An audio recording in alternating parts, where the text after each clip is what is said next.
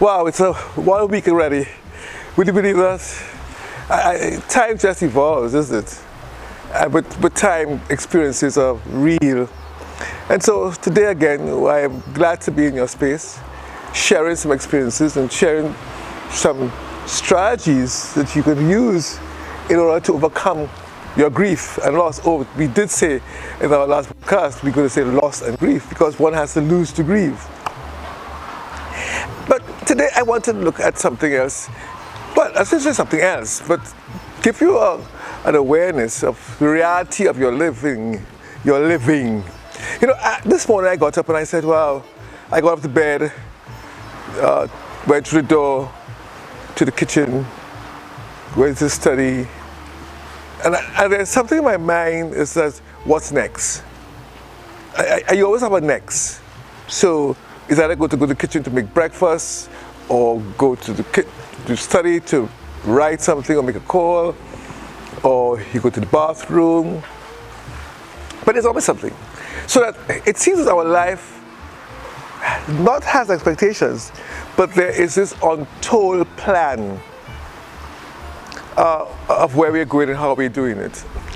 And I want us to look at this today because what we don't realize that those very set plans that we have are creating itself, and for you, trauma, grief, loss. What am I talking about, Dr. Niles? What are you talking about? You know, that's your question. Well, we grew up with these expectations, and I realize that we grew up with negative expectations. Not just positive, but negative. And so there's always an apprehension of what is and what is not. So let's say, for instance, it's month end. You know the end of month? You know that dreadful part of your month? Those 12 dreadful ends of months that you have to wonder where you get the money to buy food, or pay mortgage, or pay rent, or pay bills. And so there's that anxiety that is created by you thinking about paying. And so that in itself is what we call insidious trauma. When it is constantly there on a monthly basis, creating its own anxieties for you to wonder, hey, what next? How? And so we create in itself a stressor which if we don't know how to handle, will become stressful. So we have to be careful of how we map. When we go out, or your children go to school, there is the anxiety of them returning. Time. They ain't come home yet. Where they going? What time school finish? What time my husband leave? What time my wife did this? And so again, those kinds of timelines create in its own self opportunities for, again, this word, insidious trauma. So I want you to see that your life is really captured in this anxious moment. You're going to work. Every morning you get up hoping that the alarm clock would not be slower than it's supposed to be. There's a rush not to be late. So there are icons in our life that continuously pose the threat of anxiety, and of course, therefore, we will use the word trauma. You might wonder if it's a hard word, but it's not quite a hard word. It's the reality that you are in that anxious mode, not knowing how to manage the next couple of minutes in order to make sure that this does not repeat, or you don't find a stressor that stresses you out. You find a stressor that helps you to be harder or helps you to be more balanced. I just named some issues that are very, very home related. But when we go a little deeper in terms of violence, we were talking last broadcast about generational and traditional issues, we even could work that other word, ancestral, and realize that there are some things that has happened in our family life that we expect that would happen to us. So you may have had a violent experience, whether it was domestic violence, whether it's rape, whether it's incest within the family. And somehow you are expecting that this is going to happen to everybody as we go along. There's somebody in the family. So I don't want it to be me. I don't want it to be my child. I don't want it to be my relative. So there's that anxiety of always now having that hovering spirit, may I use that term, watching wherever people go. Where are you going? You going alone? No, go by yourself. Hey, and so that we have inculcated that kind of behavior because of those events of violence in our past and in the history of our relatives, thinking it's going to happen to us. And some people will tell you that somewhere in the psyche of man, that there's a particular illness, a particular event that happens every year at the same time. And so there's that kind of thing of what we call insidious trauma. I want you to be aware that our life is that kind of life. Even though we are happy, even though we are successful, there is the continuum of that pressure. When you're leaving the house, be safe, drive well. Those kinds of sayings create apprehension. Now we're looking to you driving, you're making sure you mash your brakes, you don't do this because you don't want an accident. Because you have been warned of how not to drive or how to drive and how to be safe. So that we have to be careful of how we are working out our very daily living. I want us to be very, very real about this thing. So let me put the word trauma in and help you to identify what does that mean. How do we work out this trauma thing? Why are you calling it trauma? Because it invades your present as a distraction. You're surprised. And even though you are wondering if it would happen, it still surprises you. Month end comes. You know you have to pay rent. But where are you getting money from? And what if I get any money? And you work that kind of life within that couple of days, between maybe the 26th to the 30th or 31st, of wondering. And yet, it's like, why am I behaving this way? Because you are expecting some negative response if you don't get it. So we have to realize that there's a constant trigger here that makes us have these thoughts daily about what if. What if I don't get it? What if my child comes home late? What if we get an accident? What if? And some of us have that kind of language that if you go out and they paint a whole picture of an if. You're going on the road, be careful if a man, what would happen if this happens? And we encourage people to think dangerously because it is all that we feel that is going to happen. There's this constant feeling of fear. We have to learn how to capture our very present. We sleep about it. I dream something happened. I dream a man come in the house. I dream something happened. I had a dream. So you get up now with this dream, and that dream becomes real. So now, be careful. Where I went, don't eat that. Don't. It's a daily experience. Real experience. And I dare say, if I hook on to traditions and cultures, we have a lot of that burdens us. I've been to weddings. Where the cake crashed, or there was a crack in the icing. Whoosh. You know what happened there? This marriage ain't working. Something going wrong. That is not a silent thought, you know. That's verbal. So the couple hears that. You know what's happened to the couple?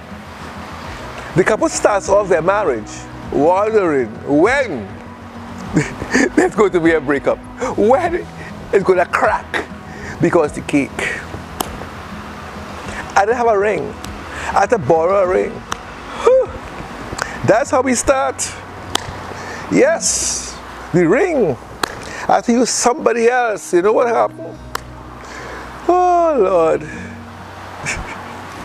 Yes, it's real. Come on with me. Come on with me. So we have all these things and all these anxieties that we build with each other. When we come to illnesses, again, when the child is being born, and I discussed this before, there is instances you wonder the child will have 10 fingers and 10 toes. There is so many factors about losing time, energy, circumstances, realities, that we are always in a panic mode or anxiety mode, which in itself is traumatic. I need today to help us to work that out. So, Dr. Niles, what? Well, we have to learn to begin.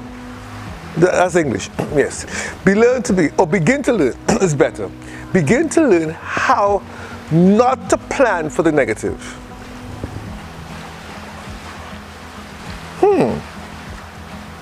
I know, I'm pausing. How not to plan for the negative.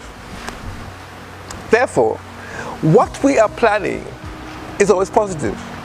Can we agree that that is going to happen? Can we extend our energies to make that real? I hear somebody saying in the background there, I'm sure somebody saying, but what if? We always want to put in the what if. And you have to be careful, you know. You have to be, because you know how things are. How things are. Things are how you make them. Things are how you persist they must be. Things are how they must be real to you and only to you. So I don't want you to keep planning to have this great, let's say, breakfast party and keep wondering, anybody gonna come? Or be careful you burn something. No, we're not burning anything. So that we are already anxiously trying to plan this, so that if it does happen, we are in extra mode, which will bring condemnation, guilt, and I told you so, which doesn't encourage fellowship and participation, which again establishes loss, and there's grieving going on now because you're what ifing. I want us to pause in your life, pause right now, and consider how many times have I experienced this. Is this how I live? Let's be honest. Insidiously, always wondering what would happen because it has happened before. Can I say this is a new day that the Lord has made? Can I say I have new thoughts and I have a new energy? I have a new perspective? Can I? Can you? Will you? I'm encouraging you to have that new perspective, have that new energy in order to capture the positivities that brings the energy for more progressive and productive days. That's what we want. We want progressive and productive days. We want to make sure that you are engaged fully to the max to present who you are. One of the things I think we need to look at is that Granny's life is gone. You know, our parents' life is different, our life and our children's life. We are prepared for our children. What are we then teaching them? To be anxious? And so therefore, we have to learn, and I know you might like this, how not to have all these planned A, B, C, D, E, Fs. You know, plan one plan. Let's go with that. Why are we going to have a plan B and a plan C and a plan D? More anxiety. So So you're always wondering where and looking around to see how things are fixed. And you're asking questions. Hello, hello, hello. Plan A. Let's see if we can work out plan A. Let's see if we can handle plan A. Let's see if we can appropriate plan A. So it's important for you, with me today, so let's go back and say, okay, one plan. I'm careful to execute that positively. I'm creating the opportunities around that plan for progression. And all those who are involved, I am blessing them and giving them guidance positively. I am therefore at rest. I am not hypervigilant, trying to find out if everything's in place. That's anxiety. I'm not trying to make sure that everything I say will be done. You forget, you write it down. Oh. No, we are taking our time and letting it be. We are going to be trusting people to be focused and engaged to make it happen. Yeah? We're not going to go back into dreams and visions, trying to assert whether it's going to happen or not. Whether your dream is, you see, and of course for us, some of us who say, you know, when I dream, it's always happened. Well, why don't you shift your plan A to fit the dream? Rather than have a plan A looking for a plan X to happen, to cause a catastrophe. We have to learn how to work this and to work it well. So we're not going to have that. And we're not going to continually remind ourselves of the weaknesses that could happen around us because we don't trust somebody else's strength. How are we going there? So I'm helping you to realize that we are trying to avoid loss. We may have the loss, but it's how we handle it in terms of the way forward. And also, we find ourselves grieving even before the loss. We're grieving that there may be a loss. We're anxious that there may be something lost. No, let's not go down that road. Let's define what is as real and work that together. I cannot erase, nor can you, the incidents of your past.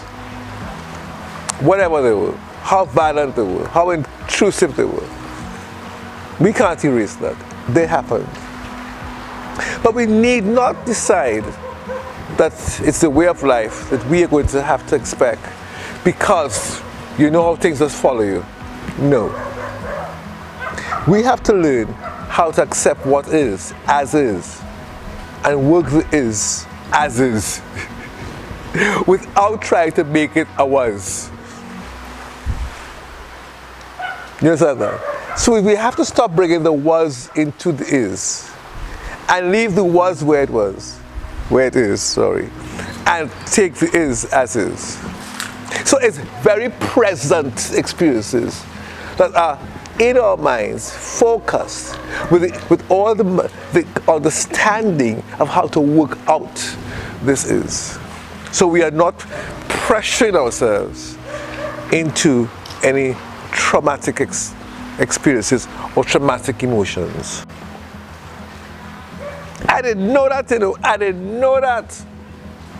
No, you didn't know that. You didn't know that. What you knew is what you planned. We need not go down, I didn't know that. We need to be clear about what we know and what we are doing. I haven't talked about the most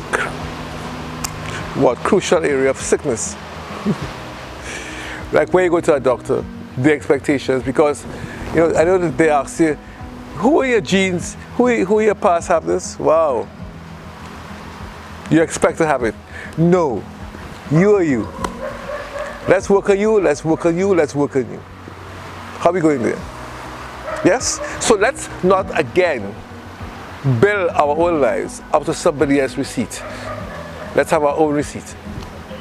Let's have our own tally. Let's be our own me. And I think that it will help us in our grieving not to grieve beyond working out a loss that is not even yet a loss, but yet a loss. No, don't make it a loss. It's a positive. Let's be real about our day. Let's be more positive. Let's not be negative. Let's not anticipate negativity. Let's not plan it. Let's wait. And if it does come, we would have the energy to deal with it head on with much more peace rather than turmoil. So I trust these words and this advice is going to help you in the next week. And we will continue some of this as we go along. So Dr. Niles is capping off here for today and hoping that you have a better day tomorrow or the day after in terms of how not planning and expecting what used to happen or what happened to Tanti is going to happen to me. No. Tanti gone. Yesterday is gone. Today is. Have a good week.